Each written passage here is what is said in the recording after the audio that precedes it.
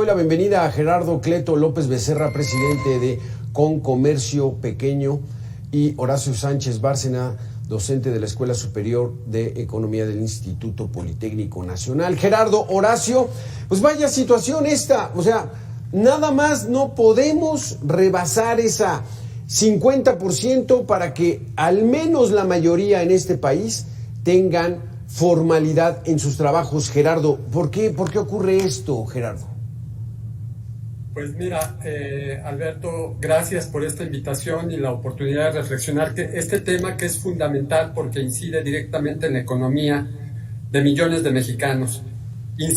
La razón fundamental es una falta de política pública a nivel federal para poder incorporar al gran sector de la economía informal, del comercio informal, de todo este sector que en algún momento incluso ha pertenecido a la economía formal, sí, y que después de la pandemia hubo una transición, una fuga de la economía formal a la economía informal. Estamos hablando de que para nosotros hay por lo menos 3 o 4 aspectos fundamentales para que un comercio, para que un establecimiento se pueda considerar formal. Esto es su alta en el IMSS, lo que es el registro, su alta en el pago de impuestos, en Hacienda, para que pueda pues tributar justamente los impuestos y para que pueda estar registrado en los registros, los balances públicos.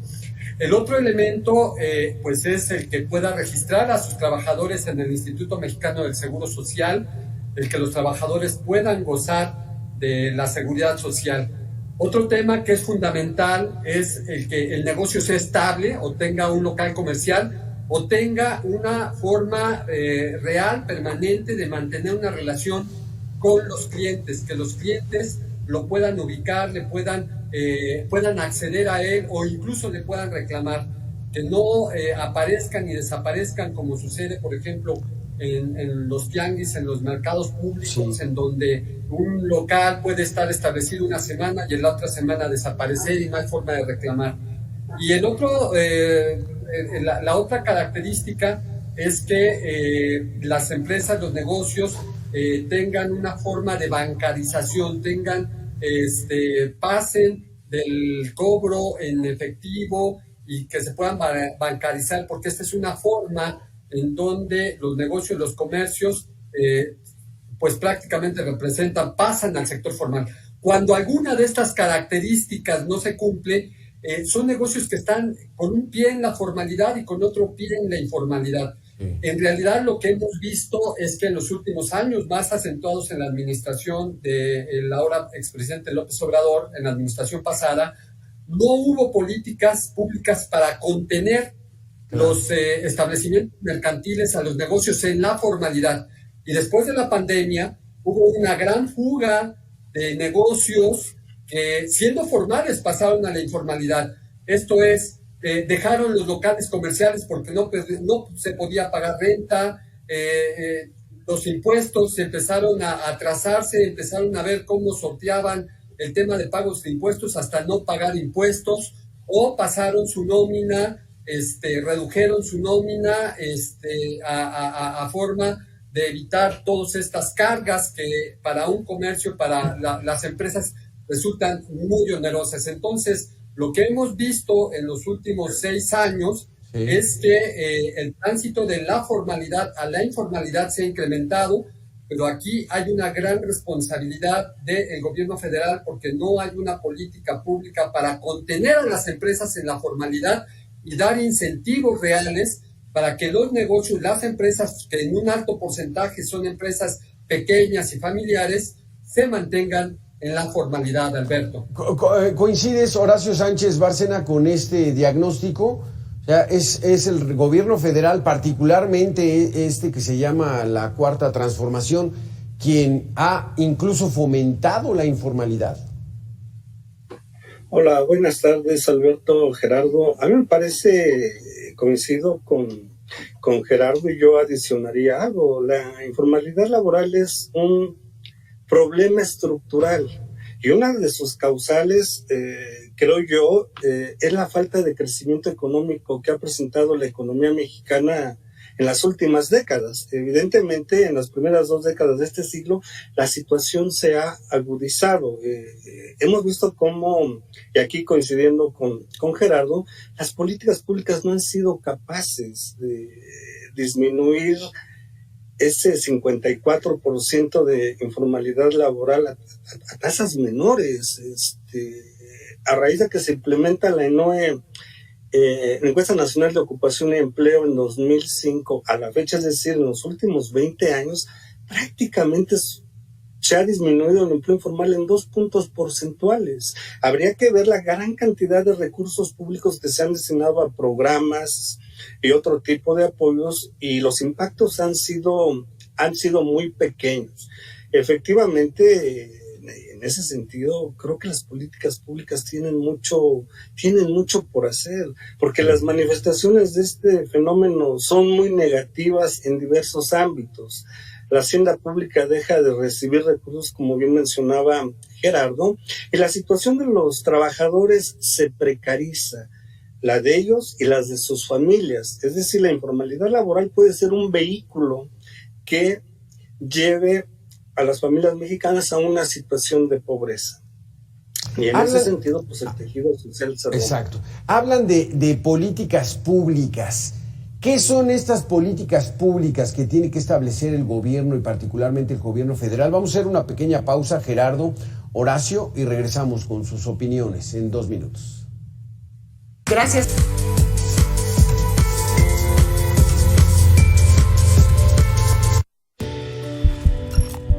¿Qué es esto de las políticas públicas y qué es lo que sugerirías que debería estar haciendo el gobierno para revertir esta situación de que son más informales que formales en la economía de México?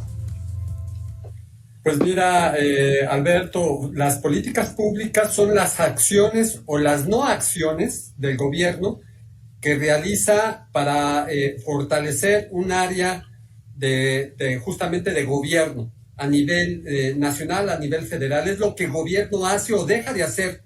A eso se le considera política pública.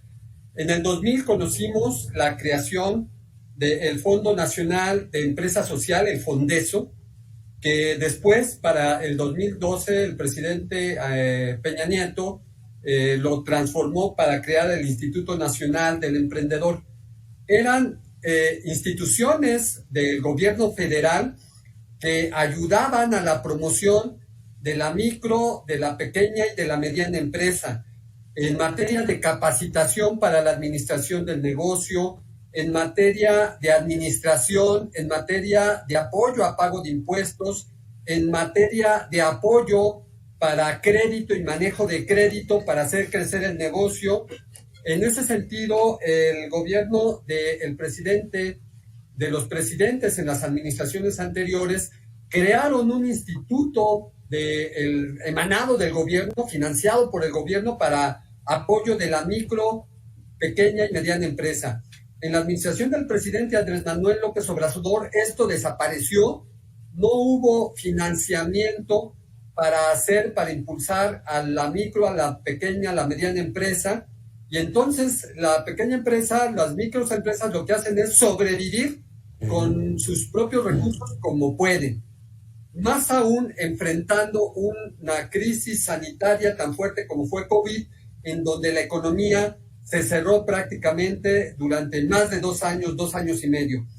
En ese sentido, es lo que vemos y la oportunidad que tiene hoy la presidenta Claudia Sheinbaum de poder generar un fondo, un recurso que no es solamente para el financiamiento, es para la capacitación, para el desarrollo, para la búsqueda de los nuevos nichos de mercado de este gran sector de la economía que es la micro, la pequeña y la mediana empresa, que en su conjunto abarca alrededor del 94% del padrón de las empresas en México. Es la gran mayoría de empresas. Claro. Si no apoyamos a la micro, a la pequeña y a la mediana empresa en varias de las áreas de desarrollo, pues prácticamente son empresas que viven a la sobrevivencia, que tienen una economía, ventas de sobrevivencia, y que realmente en ese sentido, a falta de una política pública, pues crecen y se desarrollan con sus propios recursos y que tienen que enfrentar las crisis como las que estamos teniendo con sus propios recursos, con una alta mortandad. Y esto, tomando en cuenta que las empresas son generadoras de empleo, repercute justamente en lo que el profesor Horacio Sánchez estaba comentando, el empleo formal y el empleo informal. Esto es lo que está faltando en la administración pública federal y creo que todavía hay tiempo para que esta administración de la presidenta Claudia Sheinbaum genere estas políticas públicas y apoye a la micro, a la pequeña y a la mediana empresa, son los que aportan un gran... pero ¿cómo creer que va a haber cambios si son el segundo piso del régimen que empezó en 2018? Pero bueno, ¿qué opinas tú, Horacio? ¿Qué tendría que hacer el gobierno? Yo creo que para empezar la visión debería de ser de largo plazo. Hay mucho por hacer. Fíjate que de las personas que ejecutan empleos formales, pues prácticamente son grupos vulnerables. Háblese de jóvenes, mujeres y adultos de la tercera edad. Me parece que los jóvenes es un sector que se tendría que atender. Yo hace poco escribí algo acerca de la transición entre la universidad y el mercado laboral. Creo que ahí no hay políticas públicas bien enfocadas, siendo que quienes se están incorporando más en actividades laborales, triste, son jóvenes que cuentan con instrucción de bachillerato y educación superior. En esos jóvenes, los mexicanos ya invirtieron una gran cantidad de recursos y es lamentable que esos jóvenes no puedan ver algunas alternativas para que se puedan desarrollar de la mejor manera posible. Entonces, aquí yo cuando hablo de que la visión debe de ser de largo plazo y donde deben de intervenir varias secretarías, la Secretaría del Trabajo y Previsión Social, la Secretaría de Hacienda, la Secretaría de Economía y por supuesto la SEP, porque el problema, insisto, se está agudizando. Nuestra gente con mayor preparación se está incorporando en actividades informales. ¿Por qué? Pues porque al final del día la informalidad laboral es una válvula de escape de lo que presumen, de esas bajas tasas de desempleo que en el último trimestre creo que fue del 2.5%. Exactamente. Entonces, porque aquí quiero que aterricemos ya en la realidad. ¿Va a poder Mario Delgado con la SEP de proveer de las herramientas académicas a esos estudiantes? ¿La Secretaría del Trabajo lo va a lograr?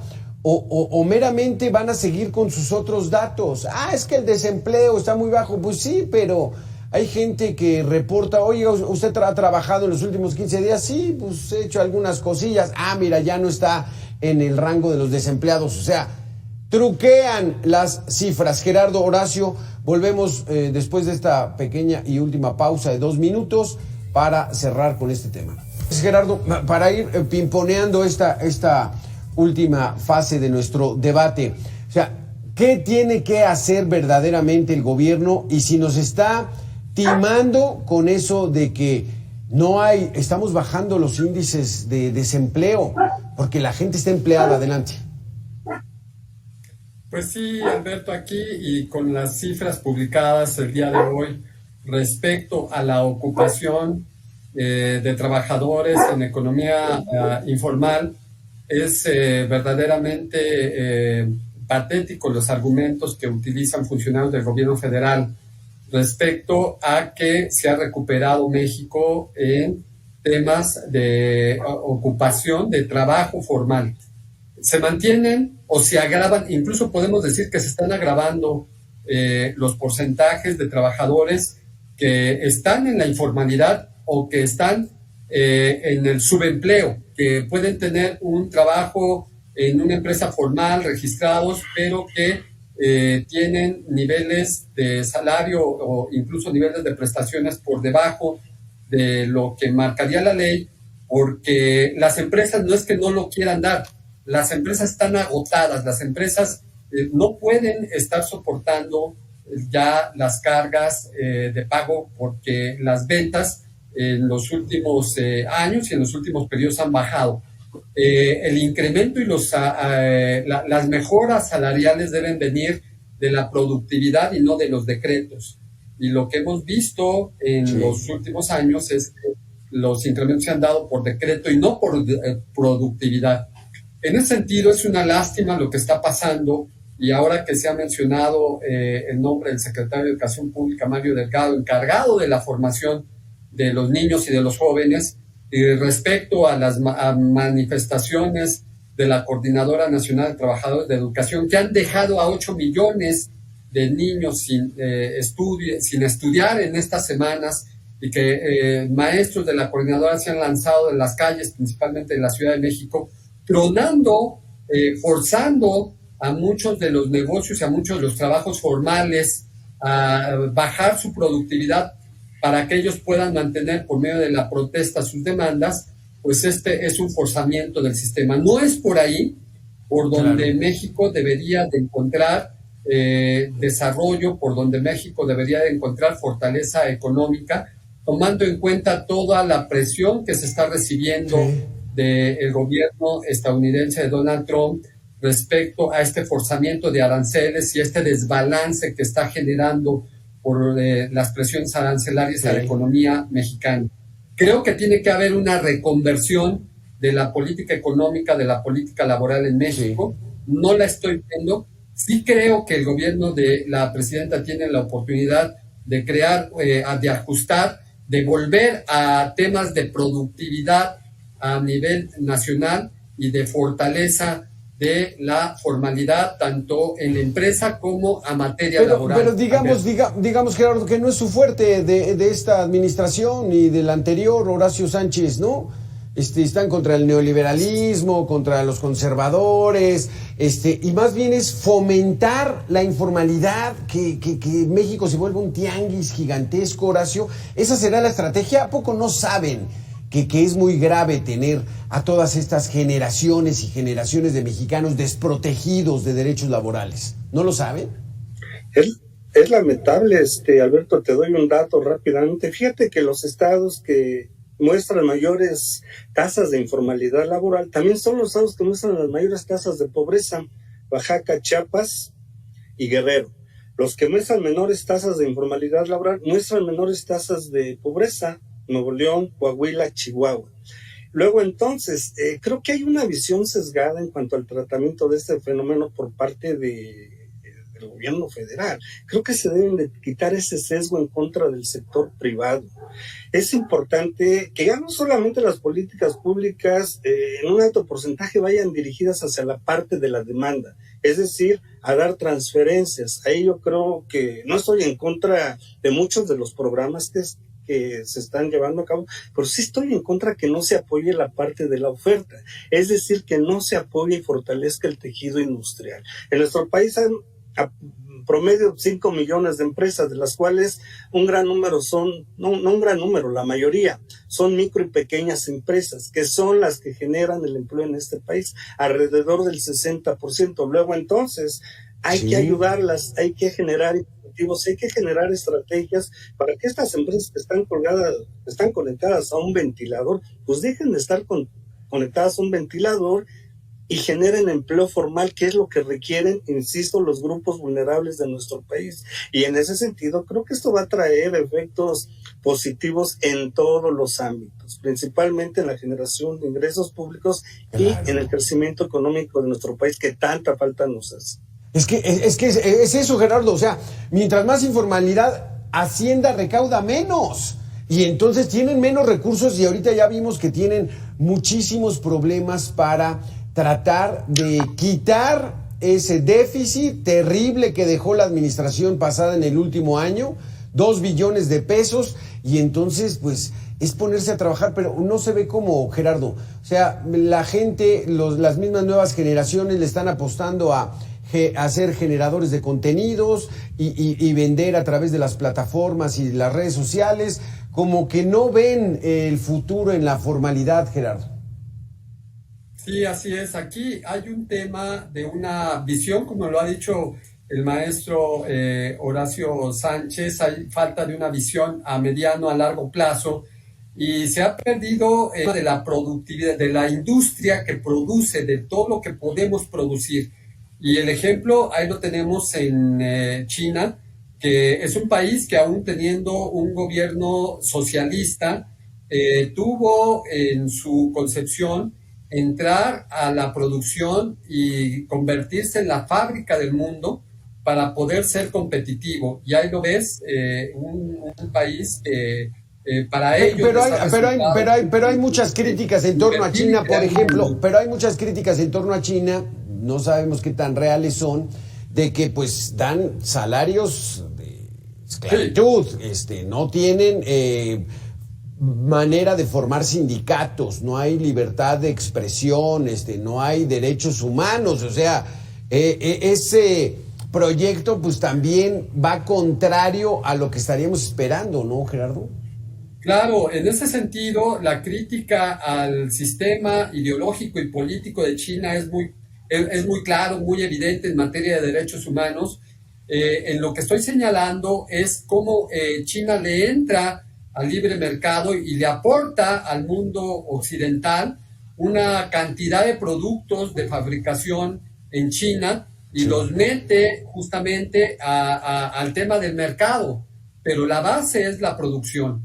Creo que en este sentido México tiene que reconvertir y ver que es necesario volver a, no el eslogan de que lo hecho en México está bien hecho, sino a invertir en la producción, invertir en todo lo que se ha desplazado para poder fortalecer el mercado, para poder fortalecer con producción propia nuestro mercado interno y externo. Eso es lo que nos ha faltado. Sí. La industria nacional está devastada y entonces estamos, por ejemplo, en este caso, comercializando cantidad de productos que nos llegan de China, cuando esto prácticamente en México pues se ha desprotegido, sí, y no se ha apoyado lo que es la industria nacional. Tenemos que volver a esa conversión de política industrial y de política. Pero se ve muy difícil con los discursos desde las mañaneras, desde López Obrador, ahora con la presidenta Sheinbaum,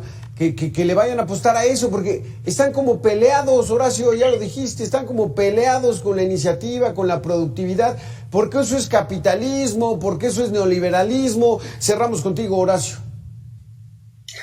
Por la mejor prueba se las puso China. A finales de los 70, China, el 80% de su población era pobre. Luego entonces lo que hicieron fue aperturar los mercados, incentivar al sector privado, con todo y su partido comunista, partido único, fueron capaces de visualizar que por ahí estaba la parte del desarrollo. Y a través de esas medidas lograron sacar a 800 millones de chinos de la pobreza. El otro caso es el coreano. Creo que apostaron a sectores concretos, vieron el contexto en el que estaban y sobre esa base generaron políticas públicas. Ahorita México está en una situación envidiable, digámoslo así, en un proceso de relocalización internacional, sí, donde a Estados Unidos le interesa que México participe más, pero para ello México, insisto, debe de visualizar la parte de la oferta, no centrarse solamente en la demanda. Pues a ver si no ya se nos fue ese tren, Horacio, a ver si no ya se nos fue ese tren, Horacio y Gerardo, el famoso nearshoring, porque con las políticas que está estableciendo Donald Trump es todo véngase para acá, incluso las grandes universidades de la Ivy League, entre ellas Harvard. Pues bueno, ya no quiere saber Trump de a quién están becando, que se haga una revisión, dónde está yendo el dinero. O sea, está cerrando su economía, volvemos al proteccionismo. Y ahí ya perdemos, porque entonces sí, no vienen para acá, ojalá y no sea así. Gerardo Cleto, Horacio Sánchez, muchísimas gracias por haber estado con nosotros aquí en Mega Noticias. Muy